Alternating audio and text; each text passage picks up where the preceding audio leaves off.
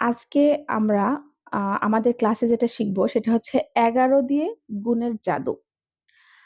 আমরা গুণ অঙ্ক করতে গেলে অবশ্যই আমাদের নামটা জানতে হবে। কিন্তু কিছু সময় আমরা খুব শর্টকাট পদ্ধতিতেও কিছু গুণ করতে পারি।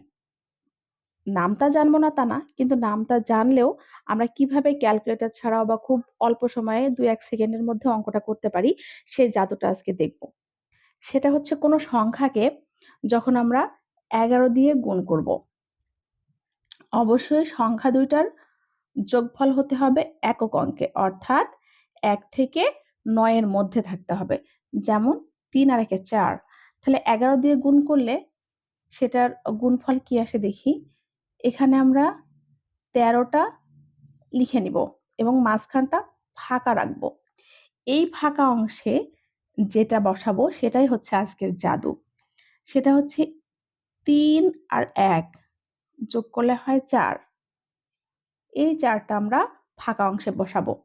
তাহলে ১৩ কে ১১ দিয়ে গুণ করলে গুণফল আসবে ১৪৩। ঠিক একইভাবে আমরা এটা দেখি ২৫ গুণন ১১। এটা কিভাবে করতে পারি? ২৫ আমরা লিখে নিলাম। ২ আর ৫ ২ পাশে লিখে মাঝখানটা ফাঁকা রাখলাম। এখানে ৫ আর ২ যোগ করে নিলাম। ৫ আর ২ এর যোগ করলে হয় ৭। তাহলে ২৫ কে ১১ দিয়ে গুণ করলে সেটার গুণফল আসে ২৭৫।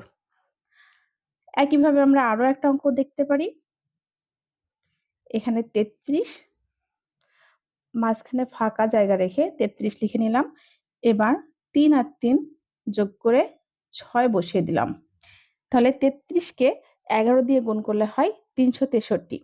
কিন্তু যখন আমার এই ২ অঙ্কের এই সংখ্যার যোগফলটা ১০ হবে বা দশকের ঘরে হবে, তখন কিন্তু এই গুণে একটা নতুন ট্রিক্স আছে বা নতুন নিয়ম ফলো করতে হবে।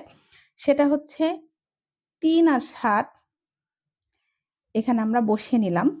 কিন্তু ৩ আর ৭ যোগ করলে হয় আমাদের ১০। কিন্তু আমরা এখানে বসাবো ০ আর একটা এখানে বসাবো। তাহলে হবে আমাদের ৪০৭। তাহলে ৩৭ কে ১১ দিয়ে গুণ করলে গুণফল হবে ৪০৭। আমরা আরো একটা উদাহরণ দেখতে পারি। ৫৭ গুণন ১১। এটাকে আমরা ৫ শূন্যস্থান ৭ লিখে নিব। নেওয়ার পরে ৫ আর ৭ যোগ করলে হয় ১২। ১২ র ২ বসালাম, ১১ টা উপরে রাখলাম। তাহলে হচ্ছে ৬২৭। ১১ র গুণের জাদু যদি আপনাদের ভালো লেগে থাকে বা বুঝে থাকেন, তাহলে ৬৭ গুণন ১১ এর আ গুণফলটা কত হবে সেটা কমেন্ট সেকশনে অবশ্যই জানাবেন।